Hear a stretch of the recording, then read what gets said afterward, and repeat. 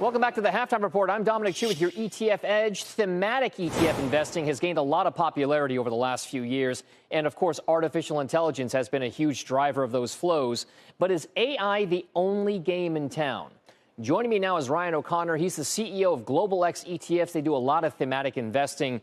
So, Ryan, an interesting point about just how big the AI trade is. How big has it been for you at Global X, and just how strong is that dynamic and momentum for artificial intelligence? Great question. It's been a big trade. It's been a very interesting time for us. Look, to take a step back, Global X ETFs now is approaching a $75 billion asset manager. Of that $75 billion in assets, roughly 20 go towards our thematic lineup, right? So a big component of what we do, but there's so much more than just thematic and AI. I'd say as it relates to that AI trade, things are broadening, not just about our flagship AI fund. It's about really getting more targeted exposure either through data centers, through energy to fuel that boom, through uranium and clean energy, or even LNG, so liquid natural gas as well. Just how much, by the way, are investors segmenting out that kind of nuance within thematic?